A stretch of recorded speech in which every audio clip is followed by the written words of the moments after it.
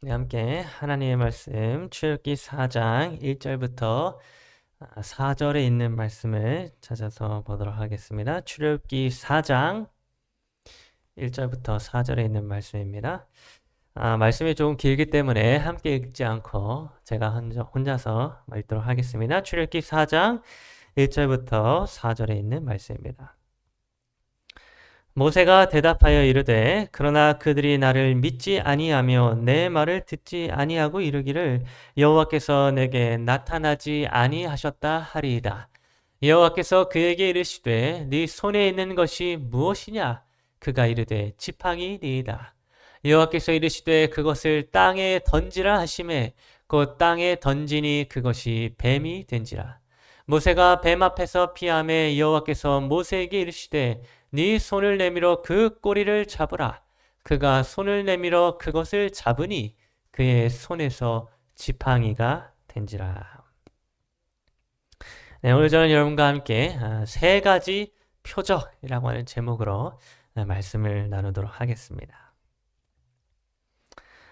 제가 서울에서 이 광나루 교회에 학생 전도사를 했었던 적이 있었는데요. 제가 그 광나루 교회에 학생 전도사를 했을 때에 그 교회 학생반 아이들로부터 듣게 되었던 별명이 하나 있었습니다. 학생들이 저에게 별명을 하나 붙여주었는데 그 별명이 무엇이었는가 하면 토끼 전도사였습니다. 여러분, 이 토끼 전도사란 별명의 의미가 무엇인지 혹시 아시겠습니까? 여러분, 이 토끼 전도사란 별명의 의미가 무엇인가 하면 바로 토끼로 구라치는 전도사라고 하는 의미였습니다. 여러분, 제가 한 번은 그 학생반 학생들과 좀 대화를 나누다가 제가 군대에서 보게 된 토끼에 대하여 제가 설명을 하게 된 적이 한 번 있었습니다. 일반적으로 우리가 사회에서 주변에서 흔히 보게 되는 토끼들은 여기 이 왼쪽에 있는 토끼의 모습처럼 너무나도 귀엽게 생기고 또 아기자기하게 생겨서 토끼치고는 굉장히 느릿느릿하게 뛰어가는 그런 모습을 볼 수가 있는데요. 제가 군대에서 보게 되었던 토끼는 이 왼쪽에 있는 토끼와는 전혀 다른 생물이었습니다. 제가 한 번은 군대에서 아침에 이렇게 매일마다 하는 그 구보가 있는데 3km 구보를 제가 하고 있었는데 갑자기 저 운동장 끝에서 야생 토끼가 나타난 것입니다. 그런데 여러분, 이 토끼가 분명히 토끼란 이렇게 왼쪽에 있는 토끼처럼 좀 귀엽게 생겨야 하는데 제가 군대에서 보게 된 그 토끼는 어떻게 생겼는가 하면 여기 이 사진과도 같이 짙은 갈색에 근육질이 가득한 그런 캥거루처럼 생긴 토끼가 있는 것입니다. 여러분, 이 캥거루보다 사이즈만 조금 작을 뿐 그 토끼의 모습이 정말 무시무시하게 생긴 것입니다. 그리고 이 토끼가 저희 군인들을 좀 발견하고는 놀라서 갑자기 도망을 가기 시작하였는데 그 도망치는 속도가 얼마나 빠른지 운동장 저 끝에서 저기 끝을 단 4번의 점프 만에 뛰어서 질주를 해버리는 것입니다. 여러분, 토끼가 한 번 점프할 때마다 어느 정도 거리를 점프하시는지 아십니까? 거의 어느 정도 거리를 점프하냐면 한 번 점프가 여기 교회 끝에서 저기 끝에 정도 되는 거리를 한 번 점프할 때마다 뛰어 넘어갑니다. 그래서 제가 운동장에서 뛰어가는 걸 봤는데 껑충 껑충 껑충 껑충 하니까 이미 사라져 버렸습니다. 그렇게 빠르고 그렇게 높이 점프하는 토끼를 제가 그날 처음 본 것입니다. 여러분, 저는 그날 군대에서 그 토끼를 마주하게 된 이후로 토끼라고 하는 생물은 절대로 사람이 쫓아가서 잡을 수 있는 동물이 아니라고 하는 사실을 제가 깨닫게 되었습니다. 여러분, 사람이 덫을 놓거나 꾀를 부리지 않고는 일반적으로 사람이 토끼를 쫓아가서 그 토끼를 잡는다, 이거는 완전히 불가능한 일이라고 하는 것을 제가 그때 보게 되었던 것입니다. 여러분, 제가 이 토끼에 대한 이야기를 제가 광나루 교회 학생반 아이들에게 얘기해 주게 되었습니다. 군대에서 제가 봤던 그 토끼는 너무나도 컸고 너무나도 빨랐다고, 그래서 운동장을 3초 만에 질주해 버렸다라고 그렇게 이야기를 제가 하게 되었던 것입니다. 그런데 여러분, 이 토끼 이야기를 들은 그 학생들의 반응이 어떠했는가 하면 전도사님, 구라 좀 그만 치세요. 군대 가면 다 뻥만 친다고 하더니 전도사님 그런 말도 안 되는 이야기 좀 제발 하지 좀 마세요라고 그렇게 이야기를 하는 것입니다. 여러분, 저는 정말 제가 본 그대로를 학생들에게 설명한 것이었습니다. 제가 군대에서 본 토끼의 모습을 정말 한치의 거짓도 없이 그냥 그대로 이야기를 했던 것이었습니다. 그런데 아무도, 단 한 사람도 제 토끼 이야기를 믿어주는 사람이 없는 것입니다. 모두가 다 허무맹랑한 말도 안 되는 이야기로 제 말을 취급하였던 것입니다. 여러분, 그래서 그날 이후로 저는 토끼 전도사가 되었습니다. 토끼로 구라치는 전도사라고 제가 학생들에게 불리게 되었던 것입니다. 그래서 여러분, 심지어는 제가 그 학생 전도사 기간을 다 마치고 이제 학생들과 헤어지게 될 때에 학생들에게 제가 넥타이를 선물 받게 되었는데요. 그 넥타이가 어떤 넥타이였는가 하면 바로 제가 지금 차고 있는 이 넥타이를 제가 선물 받게 되었습니다. 근데 여러분, 이 넥타이에 여러분 어떤 그림이 그려져 있는지 혹시 보이십니까? 좀 멀어서 잘 안 보이실 텐데요. 여기 넥타이에 여기 점 찍혀 있는 모든 점들이 다 그림이 그려져 있는 것입니다. 어떤 그림이냐면 토끼 그림. 이 토끼가 그려져 있는 이 넥타이를 저에게 선물을 해주면서 제가 헤어지는 그 순간까지 토끼로 구라치지 말라고 저에게 이 넥타이를 선물해 주었던 것입니다. 여러분, 제가 이 토끼 사건으로 인하여 학생들에게 구라치지 말라, 거짓말하지 말라 이런 이야기를 들을 때마다 제가 속으로 얼마나 답답하고 또 억울했는지 모르겠습니다. 아무리 제가 사실을 이야기해도, 제가 직접 눈으로 본 것을 이야기해도 아무도 제 말을 믿어주지 않는 것입니다. 그래서 제가 심지어 어떤 생각까지 들게 되었는가 하면, 이렇게 내가 직접 눈으로 본 토끼 이야기도 믿지 않는 것이 세상 사람들인데 어떻게 내가 앞으로 목회를 하면서 예수님을 믿게 할 수 있을까? 이런 생각을 제가 하게 되었습니다. 아니, 토끼 하나도 믿지 못하게 하는 데가 어떻게 예수님을 사람들에게 믿게 할 수 있나? 이런 생각을 제가 하게 되었던 것입니다. 여러분, 혹시 여러분들은 제가 이야기한 토끼의 이야기가 믿어지십니까? 안 믿어지십니까, 여러분도? 제가 군대에서 본 토끼가 실제로 존재한다고 여러분은 믿으십니까? 예, 여러분도 저를 안 믿으시는 것 같아요. 예, 부디 여러분은 저를 토끼 전도사로, 토끼 목사로 부르지 않게 되기를 간절히 바랍니다. 여러분, 실제로 토끼는 치타보다 빠르다고 합니다. 인터넷에서 검색을 해봤더니 시속이 80km, 90km 정도 속도가 나오고, 심지어는 경주 말들과 함께 토끼가 달리는 모습도 있는데 토끼가 경주 말을 그냥 추월해버리는 장면도 볼 수가 있습니다. 그래서 실제로 토끼가 그렇게 빠릅니다. 물론 이 토끼가 아니라요, 야생에서 보이는 그런 토끼가 그렇게 빠르다는 것을 실제로 여러분 확인을 할 수가 있습니다. 여러분, 저는 토끼 전도사가 아닙니다. 네, 여러분, 이처럼 세상에는 아무리 사실을 이야기하고 아무리 증거를 들려주어도 그걸 믿지 못하는 사람들이 있습니다. 정말 답답해 죽을 정도로 사실을 이야기해도 믿지 못하는 사람들이 존재하는 것입니다. 여러분, 이렇게 답답한 사람들을 만나게 될 때에 우리가 어떻게 해야 할까요? 이렇게 믿지 못하는 답답한 사람들을 만날 때 우리는 대체 어떻게 그들로 하여금 믿음을 가질 수 있도록 할 수 있을까요? 근데 여러분, 하나님의 말씀인 성경에도 이와 똑같이 믿지 못해서 아주 답답한 사람이 있었음을 기록해 주고 있었습니다.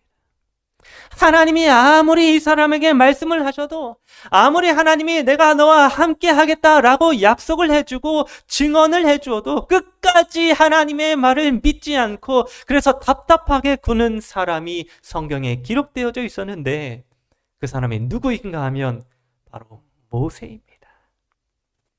이런 모세는 정말 답답한 사람이었습니다. 하나님이 여기 떨기나무 가운데 나타나셔서 모세를 부르셨을 때에, 그때 모세는 계속해서 하나님의 말씀을 믿지 못하였습니다.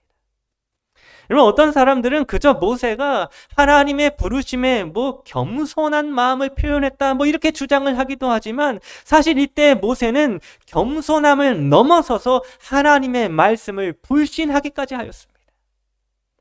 여러분, 하나님은 출애굽기 3장 18절에서 모세에게 이렇게 약속해 줬습니다.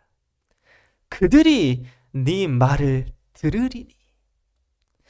여러분, 하나님은 분명히 모세에게 네가 만약에 이스라엘 장로들에게 가서 스스로 있는 자 하나님에게 보냄을 받았다라고 이야기를 하면 이스라엘의 장로들이 너 모세의 이야기를 듣고 믿을 것이다, 이렇게 약속을 해주셨습니다. 그런데 이런 하나님의 확실한 약속을 듣게 된 모세는 출애굽기 4장 1절에서 이렇게 반응하였습니다. 모세가 대답하여 이르되 그러나 그들이 나를 믿지 아니하며 내 말을 듣지 아니하고 이르기를 여호와께서 내게 나타나지 아니하셨다 하리이다. 여러분, 지금 모세는 하나님의 말씀을 믿지 못하고 있었습니다.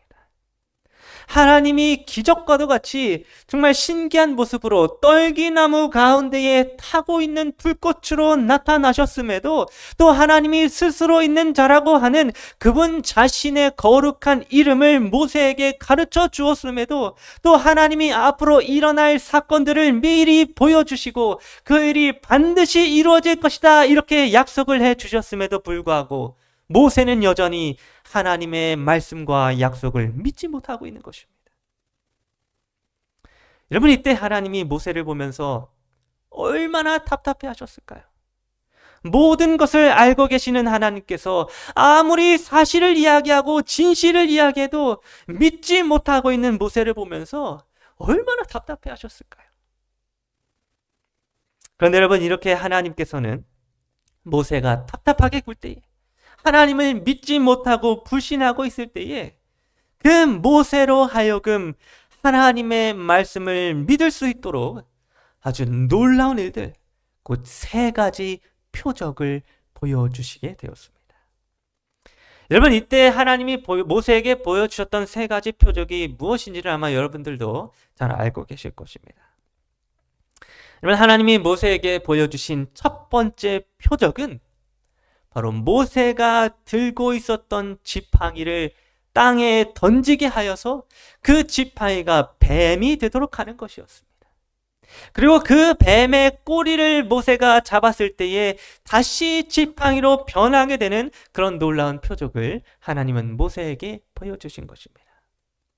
또 2번째 표적은 모세의 손을 품 안에다가 넣게 하고 그 손을 빼내게 되었을 때에 나병, 문둥병이 생기게 되는 표적을 보여주셨습니다. 그리고 그 나병이 생기게 된 손을 다시 품 안에다 넣게 하고 다시 뺐을 때에 나병이 온전히 낫게 되어서 본래의 손으로 돌아오게 되는 그런 표적을 하나님이 2번째로 보여주셨습니다. 그리고 마지막 3번째 표적은 앞에 나와 있는 2개의 표적과는 조금 다르게 조건이 달려있는 조건부 표적이었습니다. 그래서 출애굽기 4장 9절은 그 3번째 표적에 대하여 이렇게 기록해 주고 있습니다. 그들이 이 2 이적을 믿지 아니하며 네 말을 듣지 아니하거든 너는 나일강물을 조금 떠다가 땅에 부으라. 네가 떠온 나일강물이 땅에서 피가 되리라. 여러분, 3번째 표적은 앞에서 하나님이 보여준 이 2가지 이적을 사람들이 믿지 아니하게 될 때에 일으키게 될 그런 조건이 붙어있는 조건부 표적이었습니다. 사람들이 믿지 않고 듣지 아니하면 나일강물이 피가 되게 하겠다라고 하는 그런 조건부 표적을 하나님은 모세에게 3번째로 말씀해 주셨던 것입니다. 여러분, 이렇게 하나님께서는 자기의 말을 믿지 못하고 불신하고 있는 모세로 하여금 믿음을 가질 수 있도록 이 3가지 표적을 보여주셨습니다. 믿음이 없는 자로 하여금 믿음을 가질 수 있도록 하나님께서는 이 3가지 표적을 모세에게 보여주셨던 것입니다. 그런데 여러분, 하나님이 모세에게 보여주신 이 3가지 표적들은 각각 그 표적들이 상징하고 의미하고 있는 것들이 굉장히 많이 있는데요. 오늘 우리가 그것들을 전부 다 살펴볼 수는 없고 그 중에서 가장 중요한 것들을 좀 함께 살펴보도록 하겠습니다. 여러분, 먼저 이 3가지 표적, 하나님이 모세에게 보여주셨던 3가지 표적은 이스라엘의 역사를 상징해 주고 있었습니다. 이스라엘의 과거와 이스라엘의 현재와 이스라엘의 미래가 하나님이 보여주신 그 표적 속에 상징적으로 나타나 있었다고 하는 것입니다. 그래서 여러분 첫 번째 표적이 무엇이었는가 하면 지팡이가 뱀으로 변했다가 다시 지팡이로 변하게 되는 그런 표적이었는데요. 여러분 성경에서 지팡이가 의미하고 있는 것은 무엇인가 하면 바로 통치권을 의미합니다. 목자가 양들을 치고 또 다른 야생동물들로부터 양을 보호하기 위하여 지팡이를 들듯이, 그리고 또 한 나라의 왕이 통치권의 상징으로 이 지팡이를 들고 있었듯이, 이러면 성경에서 지팡이란 통치권을 의미해 주고 있는 것입니다. 그래서 시편 110편 2절에는 지팡이에 대하여 이렇게 기록해 주고 있습니다. 여호와께서 시온에서부터 주의 권능의 규를, 이 권능의 규가 지팡이를 의미합니다. 권능의 규를 내보내시리니 주는 원수들 중에서 다스리소서. 여러분 이 규가 지팡이인데 이 지팡이가 지금 다스리기 위한 것으로, 통치하는 것으로 지금 성경에서 사용되어지고 있는 것입니다. 그렇기 때문에 지팡이는 성경에서 통치권을 의미해 주고 있는데, 하나님께서는 모세에게 첫 번째 표적을 보여주시면서 이 통치권을 의미하는 지팡이가 땅에 던져지도록 하여서 뱀이 되도록 하셨습니다. 그리고 그렇게 변하게 된 뱀이 또다시 지팡이가 되도록 하셨습니다. 여러분 이 표적이 상징하는 것이 무엇일까요? 여러분 이스라엘 백성들은 과거에 곧 요셉이 총리가 되었을 때에 바로 이 통치권을 상징하는 지팡이를 이스라엘 백성들은 가지고 있었습니다. 요셉이 애굽의 총리가 되므로 온 애굽을 다스리는, 통치하는 그런 입장이 되었을 때에 이스라엘 백성들은 지팡이를 들고 통치하는 그런 위치에 있었던 것입니다. 그런데 이제 오랜 세월이 흘러서 현재 곧 요셉을 알지 못하는 애굽의 왕들이 일어나고, 그래서 이스라엘 백성들이 애굽의 노예가 되었을 때에, 그때 이스라엘 백성들은 그들이 가지고 있었던 지팡이가 땅에 던져지게 되어 통치권을 잃어버리게 되었습니다. 그리고 그 지팡이가 뱀으로 변하게 되었듯이, 여러분 이스라엘 백성들은 뱀이 상징하고 있는 저주를 받아서 애굽에서 무거운 짐을 지고 힘든 노역을 하면서 노예로서 고통을 당하게 되었던 것입니다. 그런데 여러분 하나님께서는 그저 지팡이가 뱀으로 변하게 되는 것에서 첫 번째 표적을 끝내지 않으셨습니다. 하나님께서는 뱀으로 변하게 된 그 지팡이가 다시 지팡이로 변하게 되는 표적을 보여주셨던 것입니다. 여러분 이처럼 이스라엘 백성들의 역사는 그저 그들이 애굽의 노예가 되어서 통치권을 잃어버리고 저주를 받는 것으로 끝나지 아니하였습니다. 하나님은 뱀이 다시 지팡이가 되도록 하셨던 것처럼 하나님은 이스라엘 백성들을 애굽에서 구원해내어 다시 통치권을 회복할 수 있는 미래를 약속해 주셨던 것입니다. 그래서 여러분 우리가 이스라엘의 역사를 이렇게 쭉 살펴보게 되면 그들이 비록 처음에 애굽에서 통치권을 잃어버리게 되었지만 결국에는 출애굽을 하여 가나안 땅에 들어가게 되었을 때에 그 잃어버렸던 통치권을 다시 온전히 회복하게 되는 것을 볼 수가 있는 것입니다. 여러분 이렇게 하나님께서는 모세에게 보여주신 첫 번째 표적을 통하여 잃어버림 당했던 이스라엘의 통치권이 다시 회복되어질 것이다 라고 하는 사실을 보여주셨습니다. 그런데 여러분 두 번째 표적도 이와 마찬가지였습니다. 하나님이 보여주신 두 번째 표적은 온전했던 모세의 손에 나병이 생기게 되고 그 나병이 다시 낫게 되어서 본래의 손으로 돌아가게 되는 그런 놀라운 표적이었습니다. 그런데 이 표적 또한 이스라엘의 회복될 역사를 보여주는 그런 표적이었습니다. 여러분 나병은 성경에서 뭘 상징해 주고 있는가 하면 죄를 상징해 주고 있습니다. 나병이 처음에는 피부에 비듬딱지 같은 것이 생겨나서 별거 아닌 것처럼 별거 아닌 상처를 입히는 것 같지만 그 나병이 결국에는 점점 빠르게 퍼져나가서 나중에는 온몸에 피부가 썩어 들어가게 되는 것처럼 여러분 죄는 나병과도 같이 우리의 마음 가운데에 넓게 퍼지게 되는 것입니다. 그런데 여러분, 이스라엘 백성들은 바로 애굽에서 이 나병에 걸린 자들과 같았습니다. 이스라엘 백성들은 애굽의 죄악에 빠져서 헤어나올 수 없는 상태에 빠져 있었던 것입니다. 애굽의 온갖 사치와 향락과 애굽의 우상 숭배에 이스라엘 백성들은 다 물들어 버려서 그들은 하나님을 잊어버리고 죄 가운데 빠져서 나병에 걸린 환자와 같이 되었던 것입니다. 마치 모세의 손이 품에 넣었을 때에 나병에 걸린 손으로 변하게 되었던 것처럼 이스라엘 백성들은 애굽에 들어가게 되었을 때에 나병이 상징하고 있는 죄 가운데 그들이 빠지게 되었던 것입니다. 그런데 하나님께서는 이번에도 마찬가지로 모세의 손이 나병에 걸린 것으로 두 번째 표적이 끝나도록 하지 않으셨습니다. 하나님께서는 나병에 걸려있는 모세의 손을 다시 품속에 넣도록 하여서 나병으로부터 완전히 깨끗하여지도록 그런 표적을 보여주셨던 것입니다. 여러분, 이처럼 이스라엘 백성들의 역사도 애굽의 죄악으로부터 결국에는 빠져나와서 구원을 받게 되는 것을 우리가 확인할 수 있습니다. 이스라엘 백성들은 광야에서 만나를 통하여 안식일을 배웠고 또 성소 제도를 통하여 양을 희생제물로 바쳐서 죄 사함을 받게 되므로 그들은 비로소 죄로부터 온전하게 되는 그런 하나님의 백성으로 변하게 되었던 것입니다.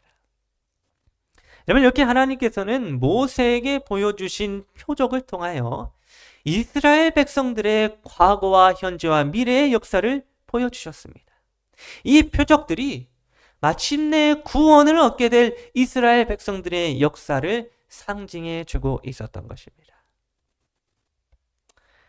그런데 여러분, 사실 하나님이 모세에게 보여주신 이 표적은 그저 이스라엘 백성들의 역사만을 상징해 주는 것은 아니었습니다.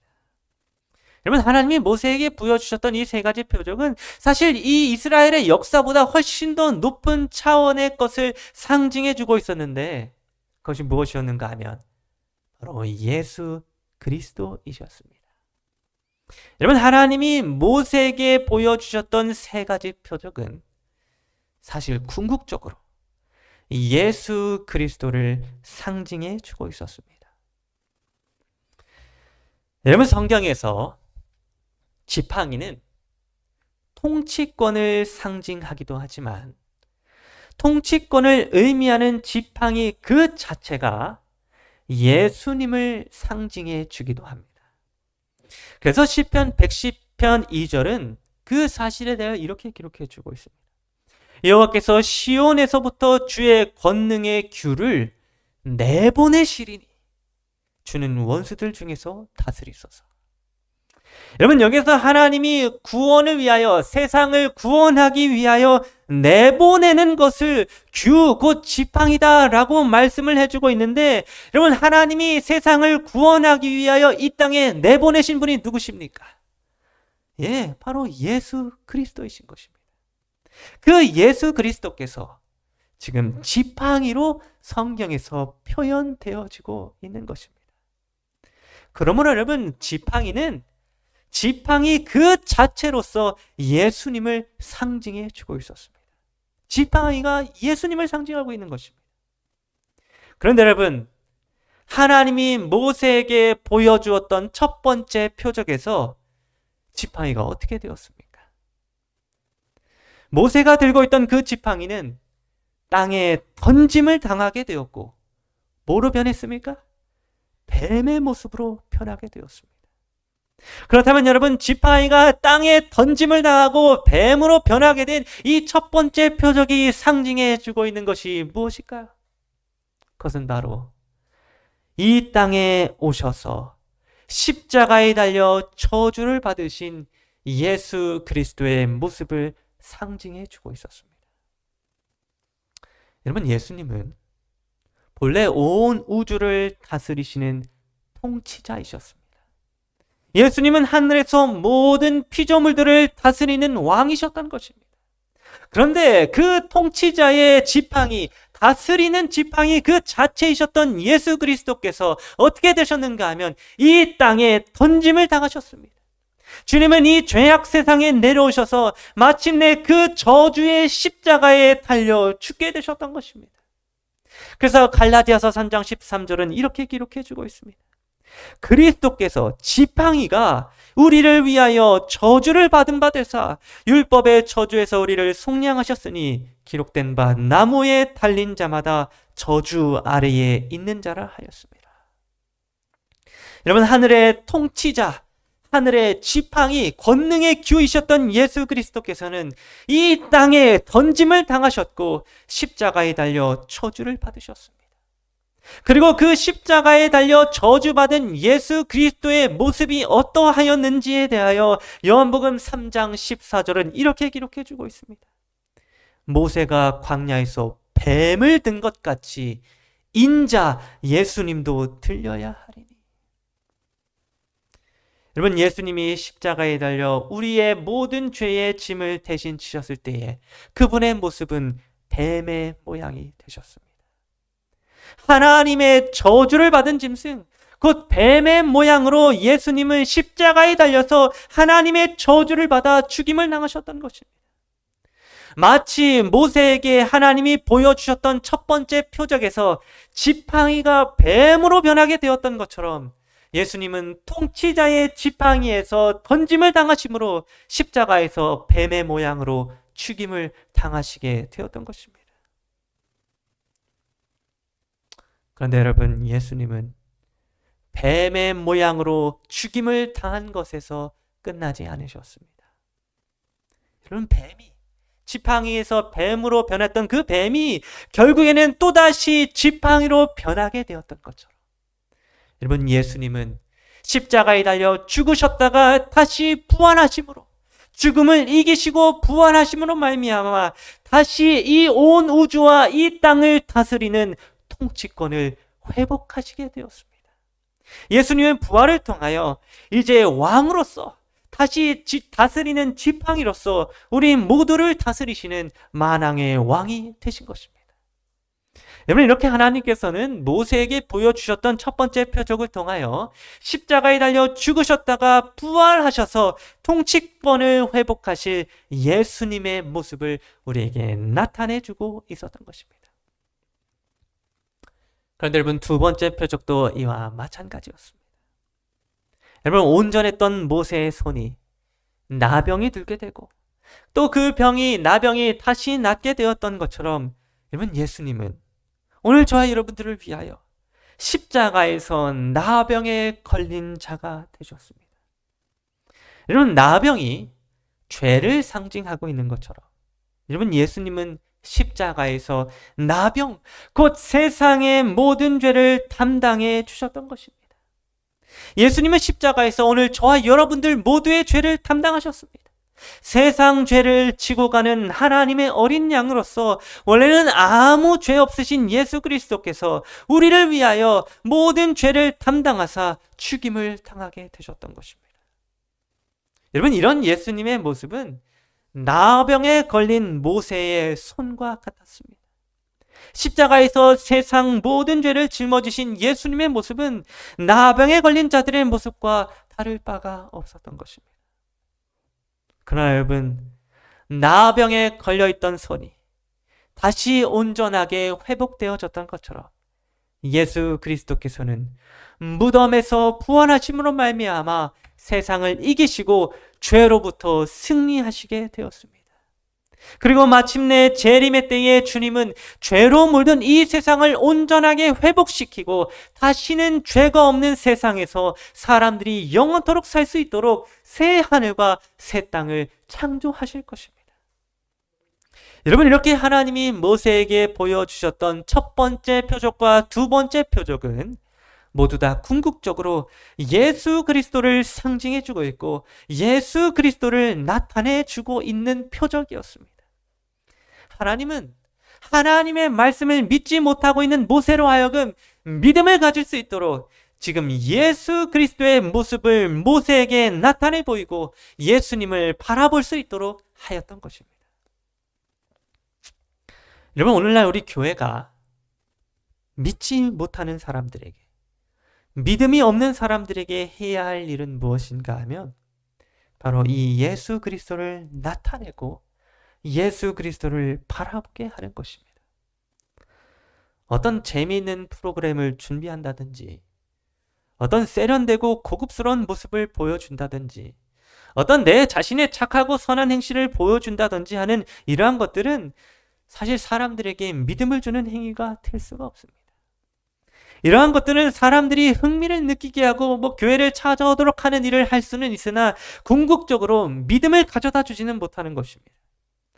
그러나 우리가 예수님을 사람들에게 이야기하고 예수 그리스도를 나타내 보이게 될 때에 사람들은 비로소 믿음을 가지게 될 것입니다. 하나님의 말씀을 믿지 못하고 불신하고 있었던 답답했던 그 모세가 예수님을 나타내는 세 가지 표적을 보게 되었을 때에 비로소 그가 믿음을 가지게 되었던 것처럼 하나님의 말씀을 믿지 못하고 불신하는 자들이 믿음을 갖게 하는 유일한 방법은 바로 이 예수님을 나타내는 일인 것입니다. 특별히 여러분, 모세에게 주어졌던 이 세 가지 표적은 그저 모세 혼자만 보라고 주어진 것이 아니었습니다. 하나님이 모세에게 보여주셨던 이 세 가지 표적은 반드시 모세가 이스라엘 장로들과 이스라엘 백성들 그리고 애굽의 바로 왕과 애굽 사람들에게도 보여주어야만 하는 표적이었다고 하는 것입니다. 여러분, 모세는 이 세 가지 표적을 통하여 예수 그리스도를 이스라엘 백성들과 애굽 사람들과 세상 사람들에게 전해야 하는 사명을 가지게 되었다고 하는 것입니다. 그리고 오늘 예수 그리스도를 통하여 믿음을 가지게 된 저와 여러분 모두도 모세와 같은 사명을 가지게 되었습니다. 오늘 저 여러분 모두는 모세가 세 가지 표적을 이스라엘 백성들과 애굽 사람들에게 보여줘서 전하게 되었던 것처럼 우리도 예수 그리스도를 이 세상 사람들에게 전하고 보여주어야만 하는 그런 사명을 가지고 있는 것입니다. 여러분, 하나님께서는 이제 마지막 세 번째 표적을 통하여 우리가 예수님을 세상 사람들에게 전하였을 때에 그것을 받아들이는 자와 받아들이지 않는 자들의 결말이 무엇인지에 대하여 여기 출애굽기 4장 9절에서 이렇게 기록해 주었습니다. 그들이 이 두 이적을 믿지 아니하며 네 말을 듣지 아니하거든 너는 나일 강물을 조금 떠다가 땅에 부으라. 네가 떠온 나일 강물이 땅에서 피가 되리라. 여러분, 애굽의 나일 강은, 이 강은 애굽의 생명 그 자체였습니다. 물이 없는 사막에서 애굽 사람들을 살 수 있도록 해주는 것이 바로 이 애굽의 나일 강이었던 것입니다. 그렇기 때문에 이 나일 강은 애굽 사람들의 생명 그 자체를 상징해주고 있는 것이었는데 하나님께서는 앞에 그 두 가지의 이적을 애굽 사람들에게 보여주었음에도 불구하고 믿지 않고 듣지 않는 자들은 결국 그 생명이 땅에서 피가 되어 영원한 죽음을 당하게 될 것이라고 말씀해 주신 것입니다. 여러분, 예수님을 사람들에게 보여주고 또 예수 그리스도에 대해 들려주어도 끝까지 믿지 않는 자들은 결국 그 생명을 잃어버리게 될 것이라고 성경은 모세에게 보여주신 세 번째 표적을 통하여 오늘 우리들에게 말씀해 주고 있는 것입니다. 여러분, 오늘 우리는 이렇게 하나님께서 모세에게 보여주신 세 가지 표적에 대하여 살펴보았습니다. 이 세 가지 표적은 모두 다 궁극적으로 예수 그리스도를 상징해 주는 것이었습니다. 오늘 저 여러분 모두가 바로 이 사실을 기억하게 되므로 모세가 이 세 가지 표적을 이스라엘 백성들과 애굽 사람들에게 전했던 것처럼 오늘 우리도 예수님을 우리 주변 사람들과 또 세상 사람들에게 전하게 되는 자들이 되기를 간절히 바랍니다. 그래야 마침내 우리 자신과 우리가 전한 주변 사람들이 예수 그리스도를 믿게 되므로 생명을 잃지 않고 영원한 생명을 얻게 되기를 간절히 바라면서 오늘 말씀